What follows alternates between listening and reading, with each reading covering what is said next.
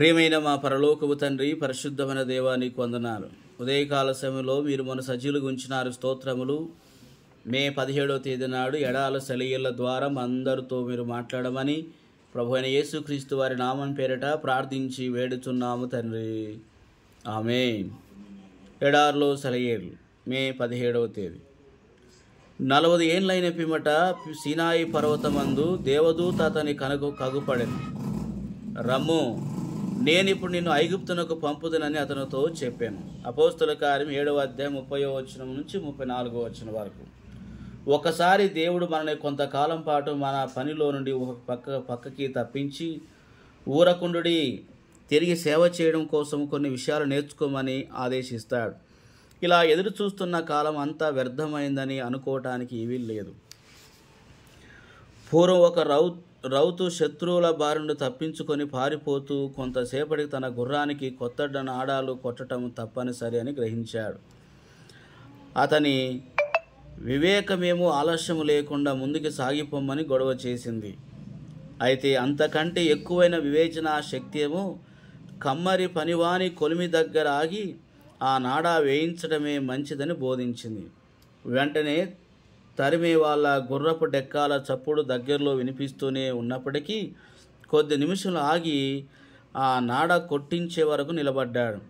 ఇక శత్రులు 100 గజాల దూరంలో వచ్చేసరికి గుర్రం మీదకి లగించి మెరుపులాగా మాయమయ్యాడు. అతను అక్కడ ఆగడం వల్ల ఆయన ఆలస్యం అతని వేగాన్ని పెంచిందని అతనికి తెలుసు. ఎన్నోసార్లు మనం పరిగెత్తాలని ఉవ్విళ్ళు ఊరుతున్నప్పుడు దేవుడు మనల్ని ఆగమంటాడు. తరువాత వచ్చే మజిలీ కోసం ప్రయాణాన్ని జాగ్రత్తగా ఆలోచించుకొని పని చేయమంటాడు. ఓర్పుతో ఓపికగా వేచి ఉండాలి. తరువాత మెట్టు స్పష్టంగా కనపడేదాకా, హృదయపు చెవులకు దేవుని మాటలు ఆహ్వానిస్తూ సాగిపోమ్మనేదాకా ఆశతో నిరీక్షణతో వేచి ఉండాలి. ఆశ అడుగంటనీయక దేవుడే నీకు మార్గదర్శి. కనుదృష్టి ఆయన నుండి తొలగిపోనీయక దొరికే దానికోసం వేచి ఉండాలి. దొరికేది ఒకవేళ ఈరోజేనేమో, భవిష్యత్తు ద్వారం దేవుడు తెరిచే క్షణం ఇంకెంతో ఆలస్యం లేదేమో.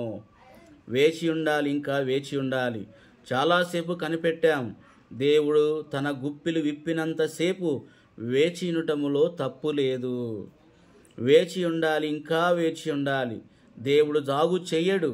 ఆయన తలుపు తెరవటం కోసం నేను వేచి ఉన్నట్టుగా తెలుసు. సో అట్టి ఓపికతో ఓర్పుతో మనము దేవుని కార్యాలను చూస్తూ ఆయన గుప్పిలు విప్పేంతవరకు ఎంత ఓపిక కలిగి ఉన్నా తప్పేమీ లేదు.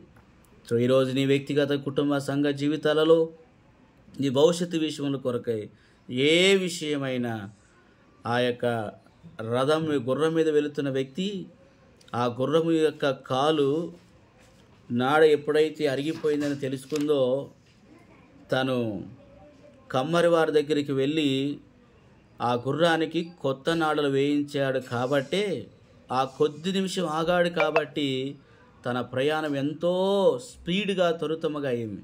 సో కొన్ని సందర్భాల్లో సేవా జీవితంలో, కుటుంబ జీవితంలో, ఆరోగ్య విషయంలో, భవిష్యత్తు విషయంలో, నువ్వు చేసిన ప్రార్థన విషయంలో కూడా దేవుడు కొంత ఆలస్యం చేస్తాడేమో. కానీ అయినా ఓపిక కలిగి ఉండు.